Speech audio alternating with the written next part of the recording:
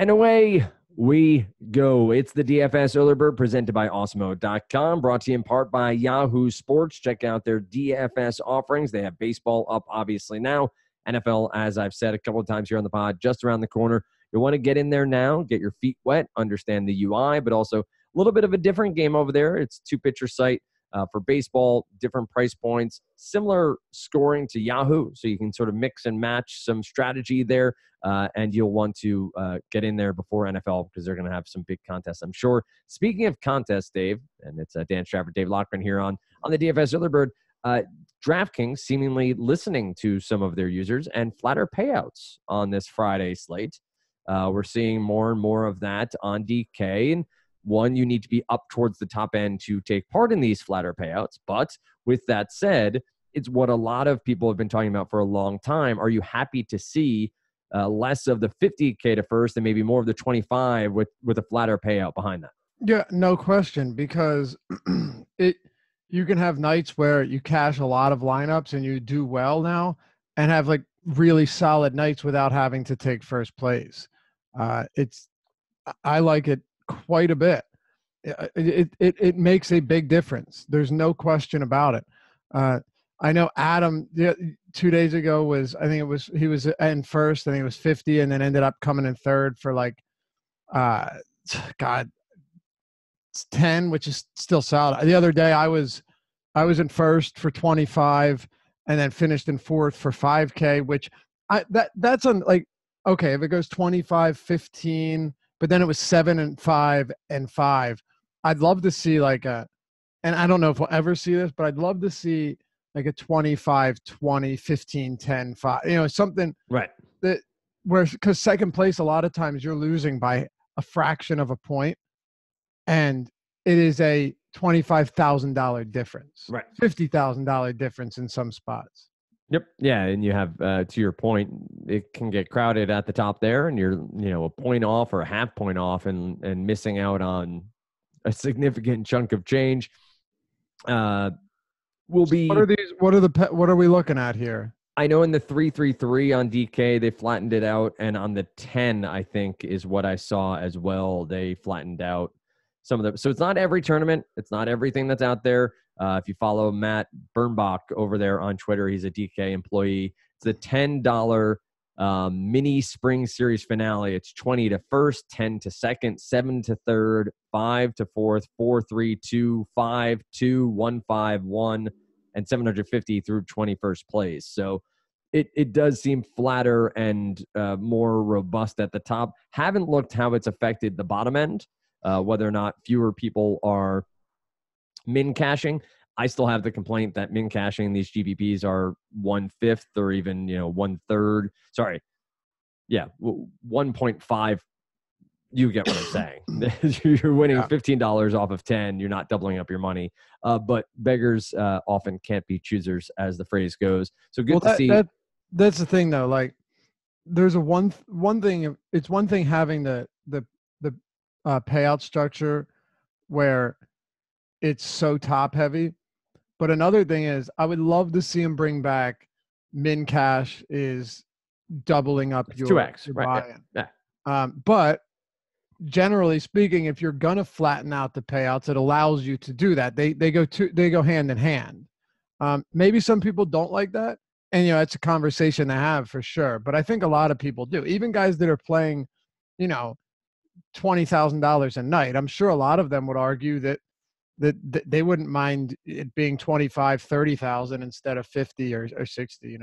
Yeah, and I think you've seen that over on Twitter, and I do agree with some of the reactions that Twitter is a small ecosystem of DFS players. It's not everybody. It's probably less than the majority. It's probably a minority of players, to be quite honest, but it is a place to have opinions and listen to opinions, and I think at least DraftKings is doing that, and it's good to see that now as sports betting continues to grow, that they are still trying to figure out the right size and the right way to approach these games each and every day. Baseball on a Friday in the middle of May is not necessarily the biggest day. It's not a milli maker in the fall for football. They are trying new things and trying to figure it out. I've slagged on DK plenty of times in the past. Good to see them doing these things herein to try to figure things out. Figure out what the best way to move forward with the contest structure and the payout structure as we I would roll love on. to see it. I would love to see it last. Yeah, and that's the thing. I don't see how the $10 doesn't fill. That's the big thing, right? They have to fill the contest and get their rake, and I mean that not necessarily in the negative. It's just they need to get paid for these tournaments to come back again. The 333 I think is typical size, so that would probably fill as well. And then maybe they spread it out across the $1 mini max or the $4 or the $3 in the future to see how that works out as well. The big thing is the marketing, Dave, and we'll get to baseball momentarily. We'll go through the starting pitchers. But the marketing forever has been $1 and a dream, right? That's the New York lottery, but it's been that you can win $50,000 off of $5. But for that to be the case, it's skewed payouts. It's not flat payouts. Right. And so as long as they understand maybe the ecosystem is changing and the user is changing, they're not chasing that guy off the street, girl off the street, trying to win one big payout, and they're realizing they have more of a sound and unchanging user base. Maybe this is what comes to pass. It would be interesting to see. I hope so. But it would definitely be a welcome change. I'll tell you that much. Yeah, I'm right there with you on that. I think the top end. And listen, people listening understand I play a minimal amount of DFS. I'm playing 1 or 2, maybe 5 hand-built lineups. I'm not playing big stakes. But I just think from the general understanding of the industry. Yeah, you've been around long enough. So I dig it, and I think it's new thing. I have to remind me after we're done recording. After talk to you about something else. We'll key the listeners in on Monday because I want to talk to you first about it. But it just triggered in my brain something I was about to say that wasn't quite right quite yet. Let's get into our 14-game slate here. Lots to digest. We're going to go through the pitching mainly, and then we'll talk a little bit about stacks and where we're looking for potential one-offs or bats we really like.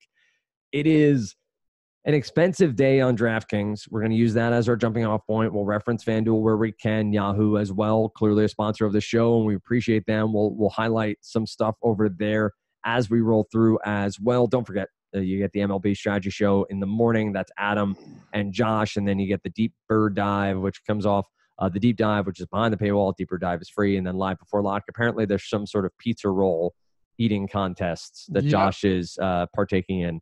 I can't wait for that. He thinks he can eat 100 pizza rolls in a sitting. No way. No way. No way. I ate about 20 of those little boneless wings that you get from Fridays. Like yeah. No, I'm sorry. 16 of them.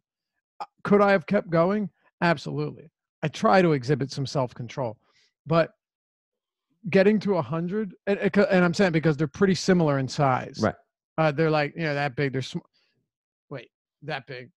Maybe like that. There you go. Yep. Right like that. Getting to 100 of them, eating more than 5 times what I ate, dude. It's in an hour span too. I assume it's right in an hour span. Maybe, you know what? Maybe it's possible. But the thing is, his trousers will be a mess, man. They're going to be bad. It's your brain takes 15 minutes to know that you're full.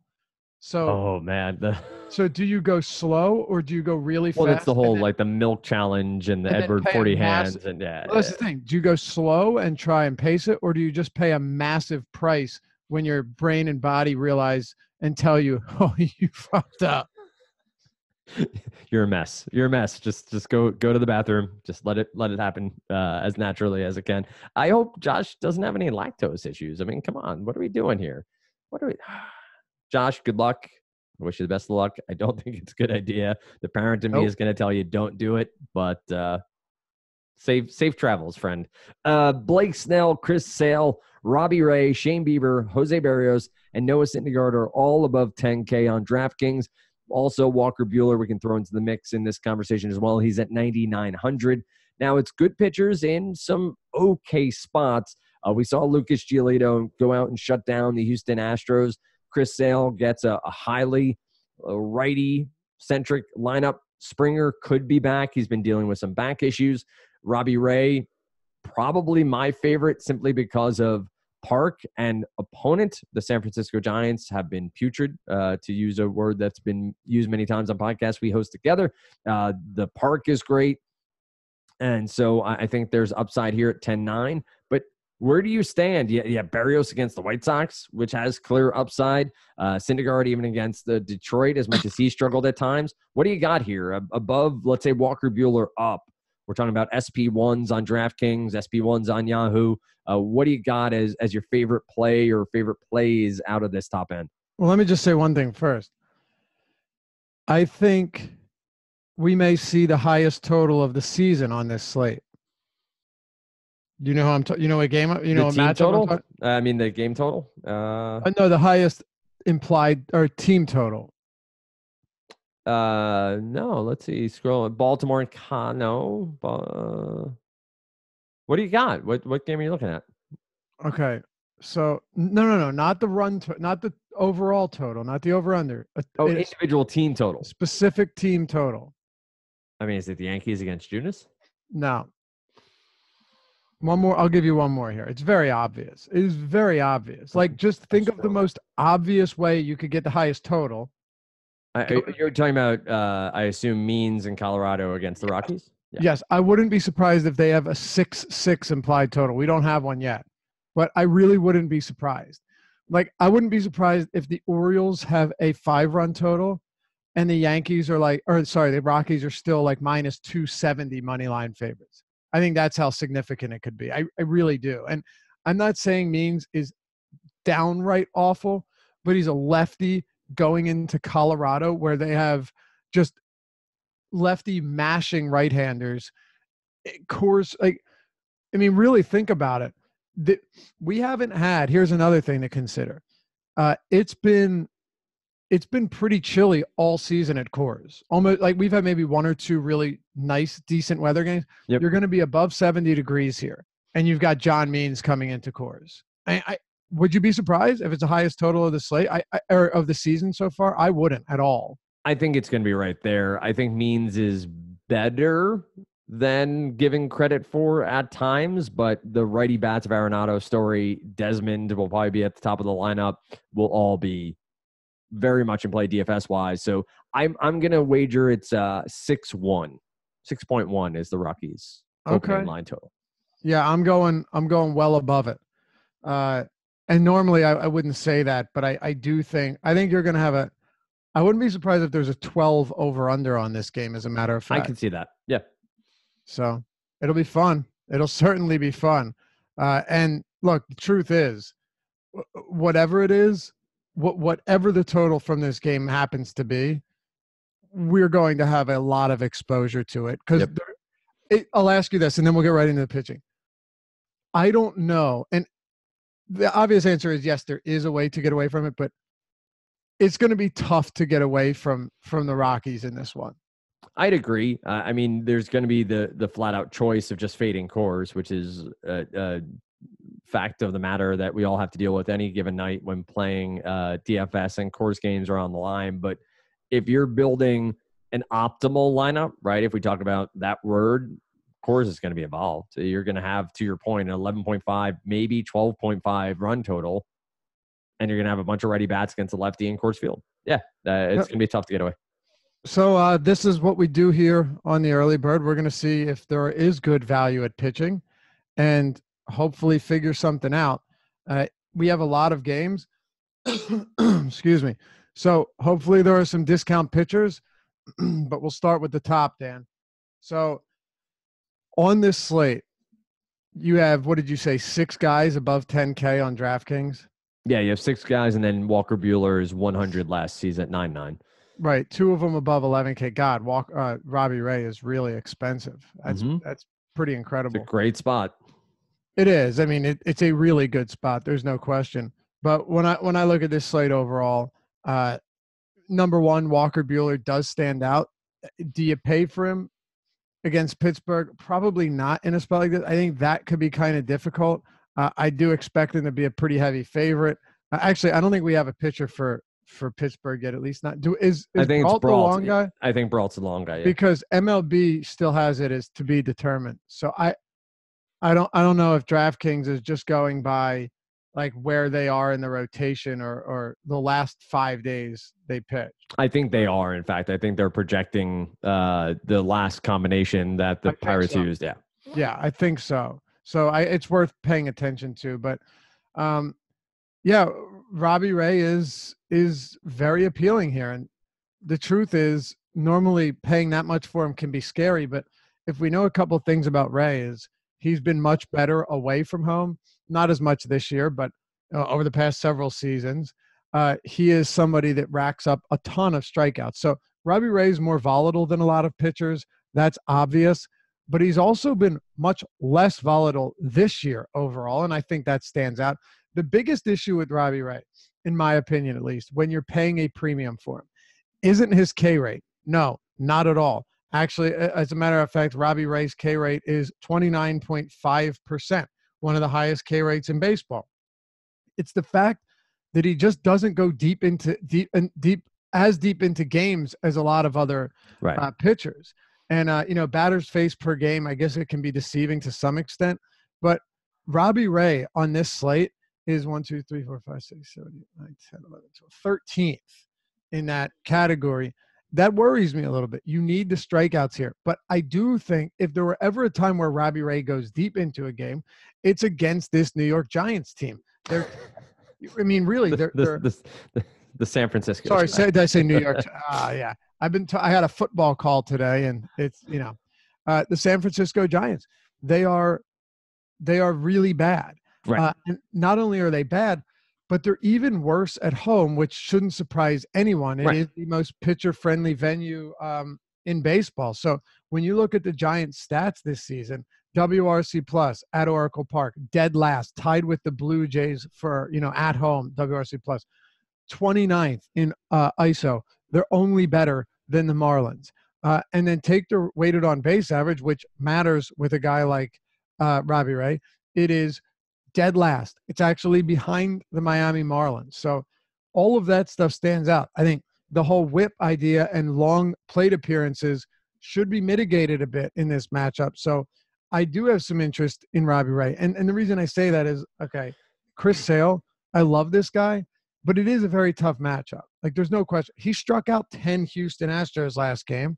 But they're going to make things difficult for him. Ownership will play a role here because, and I think this is a big thing. Like, if Springer, we don't know if he's returning. He could return. Right. But if Springer is still out, José Altuve is still out, well, then you have two of your best hitters that are sidelined. Yep.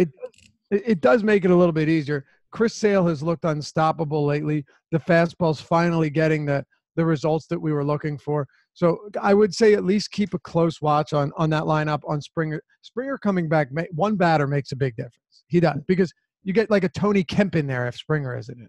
Yep. Out of the 9th spot, you get Reddick leading off. You get Marisnik. Yeah, exactly. So you do get some nice cascade effect there if Springer is out. To your point, Altuve out as well. He did have 5 walks against the Astros last time out, which is very unsale-like. It's just something that you don't see often from him. But this is a very disciplined Houston Astros team. Yet Ray, Bieber against Tampa Bay, in Cleveland at 10-4, Berrios against the White Sox at 10-2.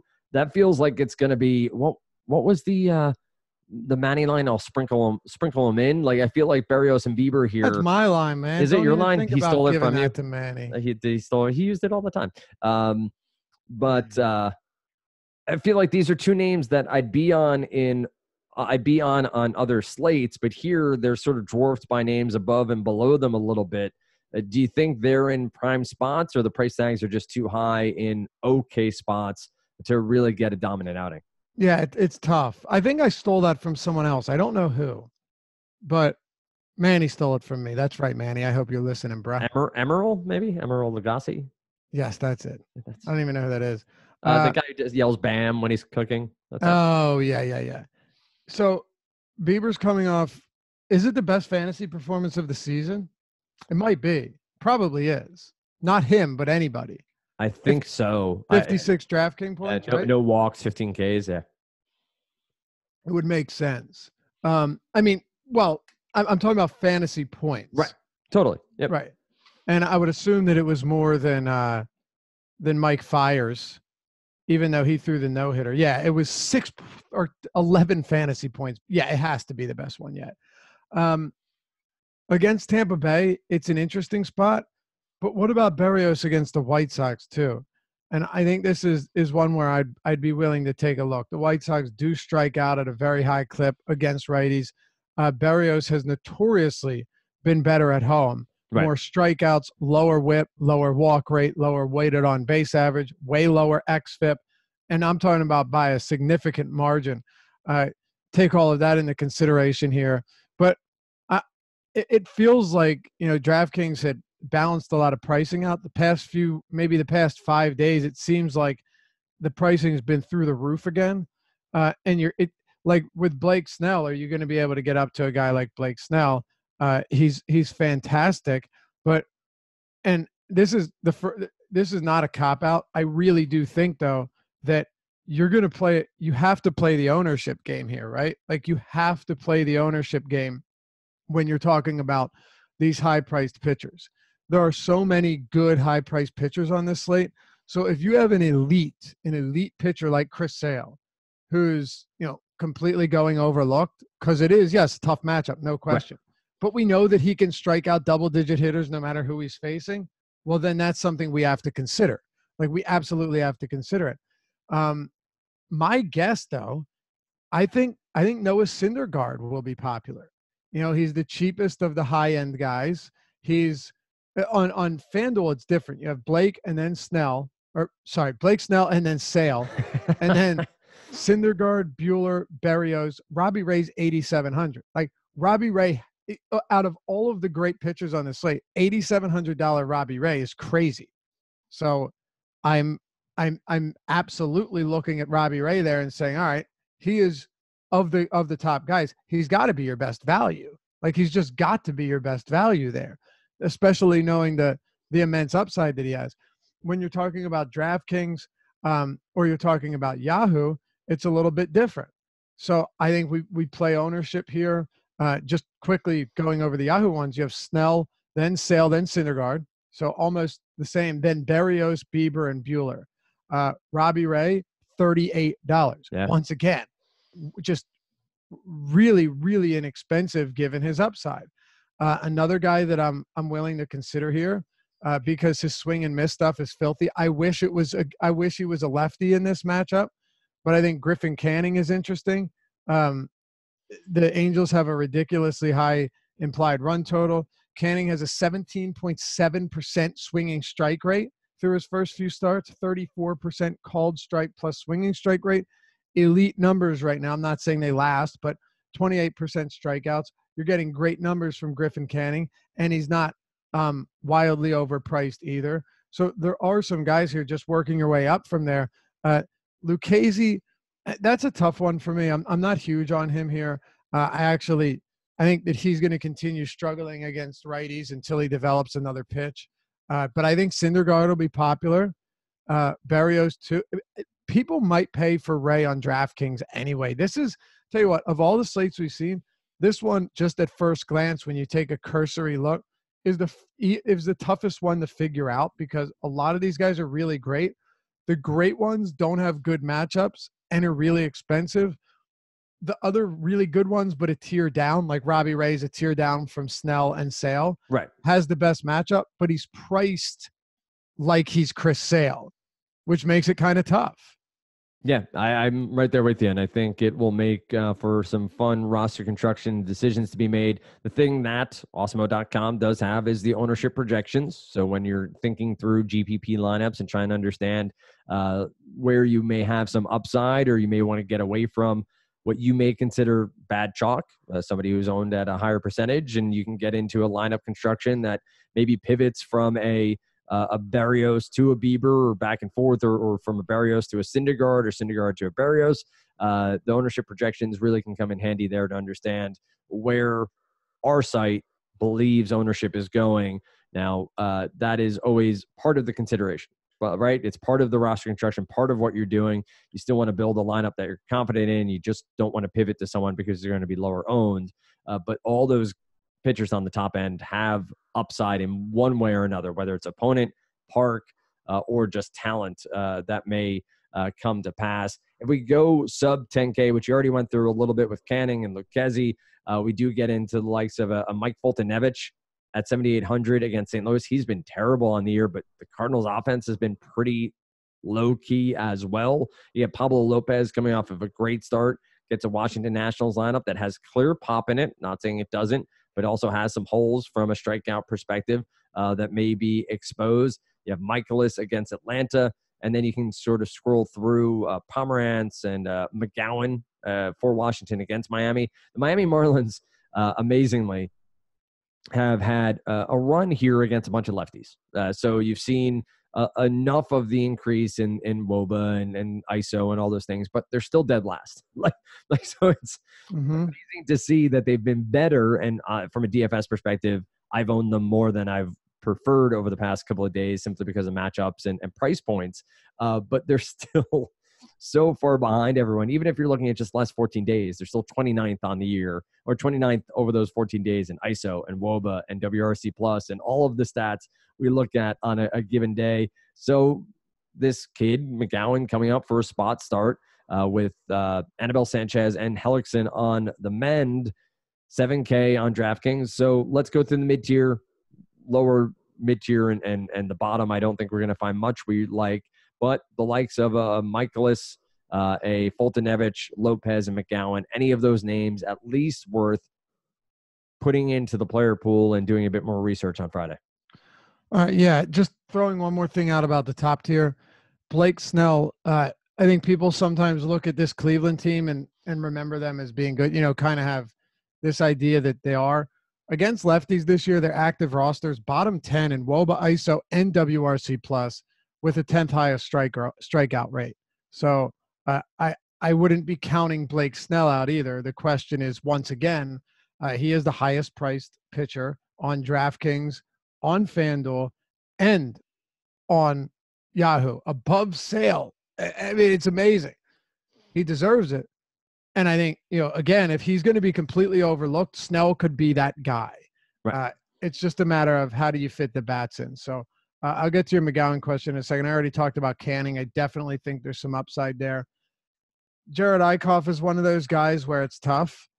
If Yelich remains out of the lineup, well, that could be really interesting because Eichhoff, I think he has good stuff. He's just yet to really harness it.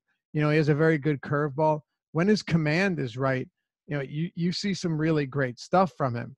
I have him graded as a decent option on this slate, just overall, but that's not really factoring price. And I think the price is okay. It's not great, but it's not terrible. The big thing, once again, though, is what are we looking at as far as this Milwaukee lineup goes? Because the Brewers without Yelich are a neutered offense. Like, they're still better than some teams, but they're also not going to be amazing because Yelich has been that fantastic. It's at Miller Park, though. It's tough. But if Yelich is out, I'll have some interest in tournaments in Jared Eichhoff. If Yelich is out, he's chugging beers at the Bucks game Thursday night. I mean, Toronto just won, so that's 3 straight wins after going down 0-2. Amazing. Yep, they are now up 3-2 with 2 games to go. I would say, though, you saw there was a funny video out there of an offensive lineman for the Green Bay Packers chugging a beer, chugging 2 beers, and then pointing at Aaron Rodgers not chugging the beer, and then Yelich later on spilling most of the beer on his shirt, but attempting to chug a beer. I think that's a good call, though. It's a good point. Yeah. Guys like Mengden, he's not a terrible real life. He's the ballerino, if you remember. Yes. Manny brought that up on Sirius the other day. I did the pod. Yeah, I did the pod on Friday into Saturday, so Saturday slate, and I brought that up and credited your discussion around his family trade, which is ballet, and him not going down that path. It is true. He ate away. Yeah, he is not getting a lot of missed bats, though. He's a decent guy when it comes to run prevention, but overall, you're not going to get tons of swing and misses. If he was cheap, I think we could have that conversation, but it's a lot more difficult to make the argument, being that he's not that cheap. Mike Fultonevich looked better last time out. He did allow 2 home runs, but the big thing with him is Now, was he rushed back? I don't know at this point. What I do know is this is a guy that a lot of people had projected to come back down to earth this season. This is, to an extreme level. But the big thing is Fultonevich, are we going to start seeing the strikeouts again? Are we going to start seeing the missed bats again? Because so far we're not. Now, it's funny because his swinging strike rate is the same as it was last season. But his K rate is dismal. It's 14%. Last year it was 27%. I mentioned something in the deep dive on Thursday about Jordan Lyles. 42 of his 47 strikeouts are swinging strikeouts, which is crazy because he has a single-digit swinging strike rate. But the one thing he's done a great job of doing is getting those strikeouts in 2-strike counts, in pitchers' counts. And when you can't put batters away, it obviously crushes you, runs your pitch count up, and puts runners on base when they should be in the dugout. So that's an issue. So Fulte, I can't go there, at least not until we see a bit of a turnaround. Plus, it's not like he's facing an easy, undisciplined team in the St. Louis Cardinals. An interesting option would be Trent Thornton. We know he's got that curveball, and there are some aspects of his game that I'm not huge on, but he's going to face a bunch of righties. We know that much. He's got a decent 22% K rate against them. It's nothing great, but he's not allowing power to righties, which I think is important because San Diego beats you with power and nothing else, right? Yep. 0.86 home runs per 9, 11% swinging strike rate. Those are perfectly fine numbers to me against this San Diego team that's going to give you some strikeouts. Thornton against lefties is striking him out at 26%, which is a very strong number, but he's also allowing a lot more power to lefties. Most of the power comes from the right side of the plate for San Diego, which does have me giving some attention to him. 3.7 run total, by the way, for the San Diego Padres is pretty low at the Rogers Center. I like Thornton a lot. Relatively speaking, at the price point and understanding his skill set. Yeah, I think that the Padres are a team that I probably target more often if I was playing more lineups. It's just a team that strikes out a decent amount. Yes, they have a ton of power, but giving up a couple of solo shots and striking out 7 to 8 over 6 2/3 sounds fine to me at that price point. So I have no problem here with Thornton as somebody who can break up some of these combinations and trying to figure out exactly where you're going to get up to the top end. I say that all because we have that Coors game. And when you have Coors on the slate, I think you have to be very mindful of what you're doing and how you're constructing your lineup. So I guess we can transition here. You talked about means enough before. I don't think we need to go into that. Talking about offense and talking about where hold on one second. Let me quickly, there's a couple. Sure. I wanted to mention your guy, McGowan. Oh, sure. He threw 44 pitches on the 19th. I don't know what the guy's pitch count is going to look like is the thing. That was out of the bullpen. How many pitches is he going to be able to throw? We know Aníbal Sánchez, Hellickson are on the injured list. So I don't know what we're going to get out of him, Dan.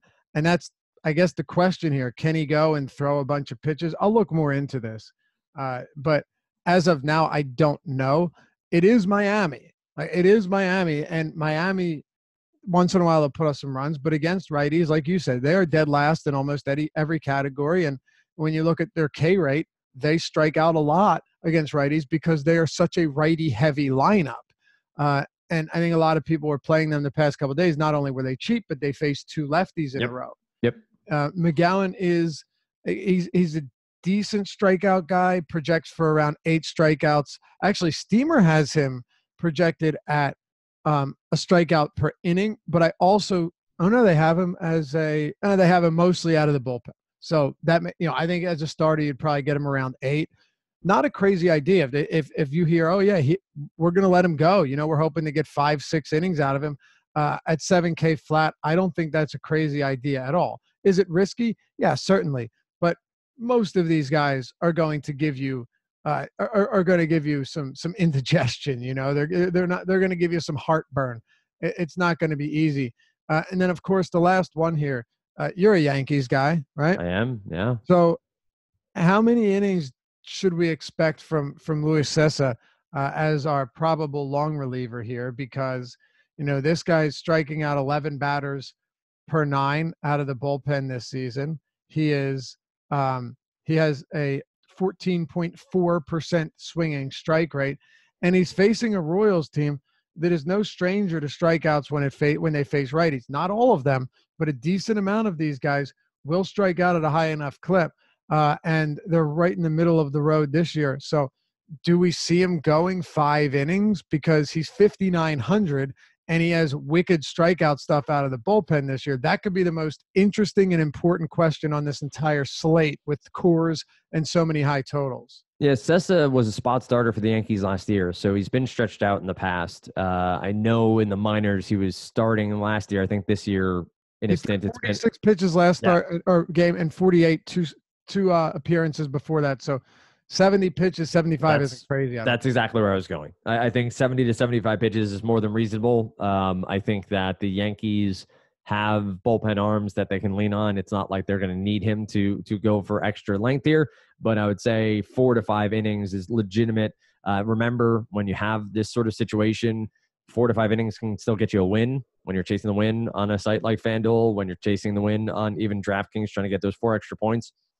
So I think Sessa is reasonable here. I think it is a play at 5,900. Again, when considering the top end and wanting to get exposure to one of those high-end aces, you're going to have to play around with Luis Sessa, or you're going to have to play around with Trent Thornton, or you're going to have to see how all of these fit.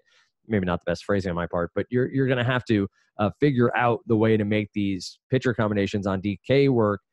Talking FanDuel, I think there's upside there. I think there's enough upside if you get the bats and you happen to hit on all of them. Sessa gives you enough. It's tough to do it though with the amount of I don't know if you're going to get enough out of him, especially if Robbie Ray was 11K. I mean, that's a good point. You're right. Yeah. So tough to say. All right, give me Sessa when Robbie Ray is $8,700, and I don't even know how much he is, but it doesn't matter. He's 55. It really still that's just a crazy price on Robbie Ray. That makes sense to me. Anybody else pitcher-wise? I know I cut you out off a brief moment ago. Do you feel confident moving over to offense for a few minutes? Yeah, I mean, people might. I think you might see some ownership on Drew Pomerantz. Would be the last thing I'd say because it's at Oracle. But that's a good point. And Park comes into play, as I was talking about Ray before. Pomerantz has to at least be part of the conversation. Yeah. And he's striking out a batter per inning this season. The problem with that is if you look at his K per 9, well, that's because he struck out 2 batters in 1 2/3, allowed 7 runs, right? Yep. Allowed 3 and 4 innings, got 3 K. So point is, that's why strikeout rate is far more important. Because if you were to look at his K per 9 in that one, you'd be like, oh wow, more than a K per inning against the Reds. And then you'd see that he faced 15 batters and struck only 2 of them out, which is why K rate's far more important.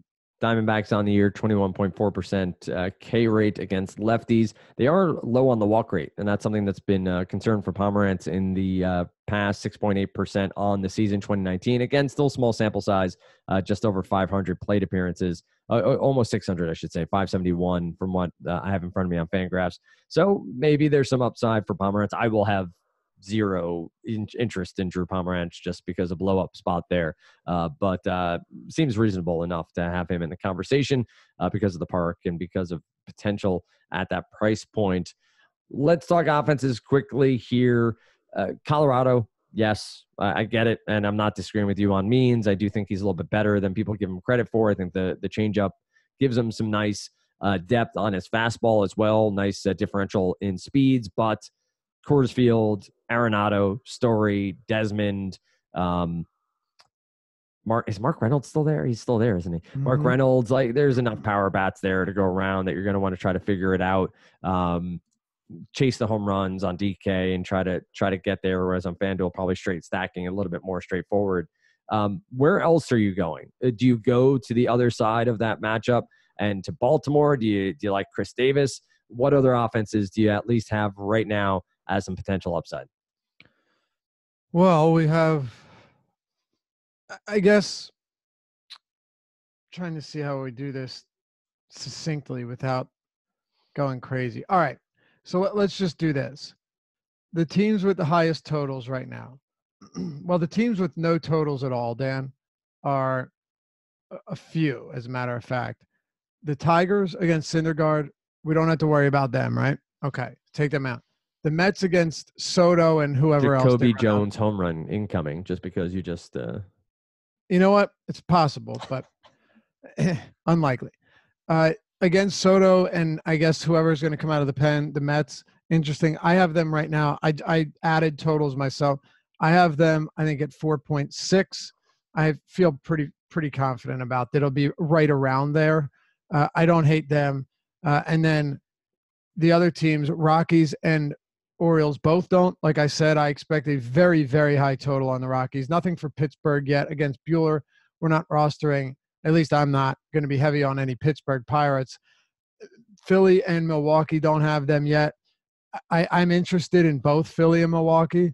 We'll see what the totals look like, but Eichhoff will have some homer problems. Miller Park is very friendly, particularly for left-handed power. If Yelich is back in the lineup, you have to love him. And then on the other side against Chase Anderson, look, I'm not enthusiastic about Chase Anderson ever. And while this Phillies team has been very hit or miss this season, I think this is probably a spot where they can get to him. It's a perfect park shift going from Citizens Bank to Miller. Not a whole lot different. And you're talking about a guy who, amazingly in Anderson, is striking out 25 almost % of batters this season. But he has also, I think, been lucky. I think he's been very lucky. And I expect to see that luck wear off. 212 BABIP against lefties, 296 against righties. So overall, Dan, it's around 240 and 240, 250. That's well below league average. And I think the Phillies could get to him here. And then finally, Yankees and Kansas City don't have one. I like the Yankees against Junis. We know that he's homer prone. Temperatures at Kauffman Stadium will be approaching 80 degrees. That's solid. And the other one was, that's it. Okay. So the highest totals right now, Minnesota against Ronaldo Lopez at Target Field. I do like this. I mean, Ronaldo Lopez it was funny. He had that one crazy strikeout game, but the guy gives up plenty of power. It doesn't matter where he is, although I think you'll find this fascinating.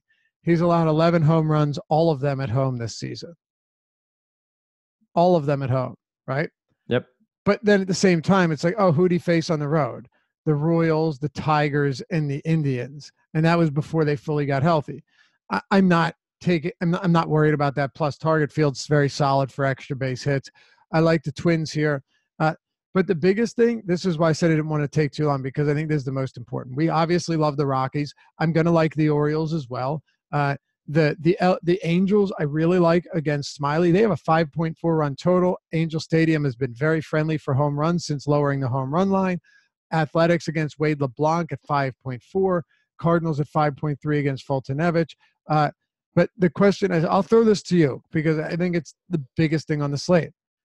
It's less about the best teams that we expect to score the most runs and a lot more about which team can we stack comfortably with the pitchers that we're playing. And a lot of these teams are beginning to get expensive. I mean, Byron Buxton is $4,600. If you're looking at the Twins, no one's above 5K, but Jason Castro's 4,200. CJ Cron is 48. Scope's 43. Sano's 45 now. Polanco 49. Rosario 48. Buxton 46. Kepler 45. I mean, this is going to be difficult to pay for hitters on this slate. The Rockies, of course, priced through the roof. We'll see if Blackmon plays, but Arenado and Story are well up there. What about the Baltimore Orioles? Do we get a nice discount on them? Mancini, $5,400. Renato Nunez, $44. I'll tell you this much. If Chris Davis at $3,600 is in the lineup, he should be a staple of your cash games. I mean, really, he should be a staple of your cash games. You're going to have to play it like that. What are your thoughts here on some of the teams where you're talking stacks with hitters that are actually playable as a full out stack? Yeah, I think you've hit on it. I think you're just gonna run into stacking or pitching, Yeah. and I you're have gonna. one. It's the Angels. Well, I mean, Outside of Trout, it's Trout, but you have to have Trout. you, Like, you, and you so do, but outside of Trout, everyone is either 4,200 or below, and most of them are 3,800. Otani's 41. Like, I think, mark my words, the Angels will be super popular because they're the easiest team. I get it. You have Trout, but still, outside of that, one expensive guy compared to all that is better than every Minnesota Twin bat being 4,800. I would agree with that. And the Angels were the one team outside of Trout that, as you were talking through against Texas and Smiley, Otani can hit lefties or righties, so I'm not really concerned about the lefty righty matchup. Oh, sorry, the lefty lefty matchup there. I do think they stand out a bit, but you're gonna have to make the choice. And I think cash games come down to starting pitching, and GPPs come down to the bats. And I Yep. think you're gonna see GPP winners, that $10, that flat payout. You're gonna see. I don't think you're going to see your typical stacking structure. I think we're starting to see a break in that dam, if you will, of more and more one-offs winning tournaments, and these algorithms and fantasy crunchers and lineup generators, lineup optimizers are starting to figure that out from randomness and pieces that I don't think you're going to see a straight 4-4 stack that's winning. I think you're going to see more, 3-1-1-1-1s that hit because of hitters going off in some way. Maybe, And I maybe. think this I is don't the know. slate to see it. It's possible. I don't know. We'll see. But like another team that I think will be chalky because of this. Oakland has a 5.3 run total Mm-hmm. against LeBlanc. These guys are cheap, especially if Davis is back in the lineup. 4,200. Mark Canha 42. Grossman 42. Pinder 38. Piscotty 37. Semien 4K going to lead off against lefty. Chapman crushing lefties 4,300. Profar 39. Olsen 43. Like these are the teams where you're gonna want Colorado exposure. There's no question about it. But being able to get like a 5-player Rocky stack is going to be really difficult, especially if you have Blackmon in the lineup. Getting Story and Arenado in there, and then adding like one of the 10K pitchers, difficult. So either you're going to forego the 10K guy and go with 2 mid-range guys like a Thornton and a Canning or Yep. Pomerantz, or you're going to play one of the top price guys. And like you said, well, like I said, either go Angels or Oakland. Maybe there's a couple I missed, or you're going to have a lot of one-offs with a 3-player Colorado, or a 5-player Colorado stack with the whole bottom of the order paired with Arenado and Story. Yeah. The Athletics on the year, 233 ISO against left-handed pitchers, 120 WRC plus. Crushing them. And what's amazing, and this is not what I expected to see, just an 18.5% K percentage against Yep, it's been left-handed that pitchers. way all year. It's crazy. Yeah, they've done a great job. If Chris Davis is out, takes a little bit of the star power and power out of it, but you can still, as you said, Canha and Chapman, Profar, you go down the line there. I think the A's are a very solid play here. As you roll through, are you fading Coors this early on, or is this just find as many ways to fit in as many bats there and go from there? No, fading Coors in this, And that's an over. To be fair, right? am I going? Would I go underweight? Yes, underweight. That's exactly. It depends. Like I'm going to see what lineups look like. I'm going to see if it's workable. But I do think that one interesting play might be stacking Oakland cheap or stacking a cheaper team and 2-offing Arenado and Story. Yeah. Like if that's possible. I think that's going to be pretty popular. Yeah. And also keep in mind, like that's why I'm saying the Mets offense has been pretty dismal, but you're also going to get some cheap options at very low ownership. And then you can hopefully work in some Coors bats. And another thing is, I think a lot of people will probably force in Baltimore bats because they're at Coors. Yep. That doesn't always work. Like you're paying a massive premium for them in a great park, but they're still bad hitters. So maybe you go to some good hitters with a lower total, with lower projected ownership, who are actually less expensive. I think there are a lot of ways to do it, and this slate, while it no question is seemingly difficult, should also be a lot of fun for that reason. Yeah, I think there's a lot of ways to go. It's going to be fun to construct lineups or change what your inputs are to whatever lineup builder you use. Obviously, Awesemo.com has the Fantasy Cruncher add-on. You can check that out by heading on over to Awesemo.com. You can use the promo code EARLYBIRD. Gets you 50% off your first month of content at Awesemo. That includes the deep dive that Dave writes Monday, Wednesday, Friday. Adam writes it Tuesday, Thursday, and Although Saturday. Adam's writing it tomorrow because I wrote it today. I'm going to a wedding tomorrow. Oh, well, have fun. Should be fun. You have a wedding soon, right? Do we have August? Yeah, all right, there it is. Nuptials in the future. Hopefully, you get a nice trip out of it eventually. I have a quick. We've talked about dentist trips many times over here because Dave's future wife works in the industry, but also we've both had bad trips. I had to take 5 trips to the dentist for 1 root canal. Oh man.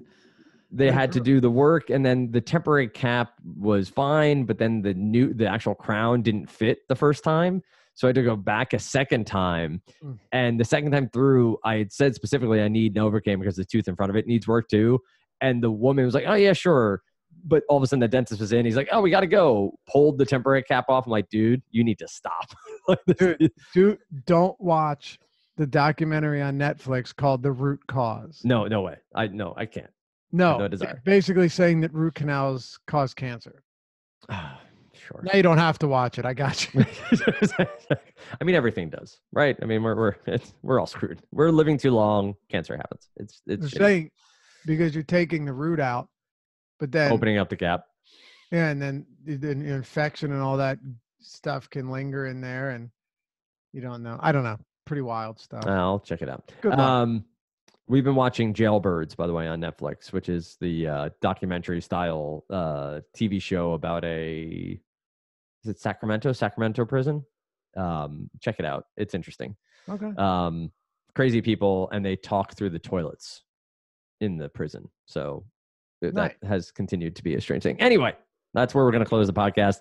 I just wanted to share the dentistry here. Find Dave on Twitter at Lafayette_D, LOUGHY_D. Find me at Dan Strafford if you so choose. And then it's Awesemo_com for our website. As always, you can find the DFS Early Bird on iTunes, Stitcher, TuneIn, all of those podcasting apps. Leave a comment, leave a rating, share us with your friends over on YouTube. Like this video, subscribe, leave a comment. Always love reading them, and we'll share the best ones on here. With that said, we wish you the best of luck on Friday. Tomorrow morning, you get EMAC, you get Adam right here on the DFS Early Bird.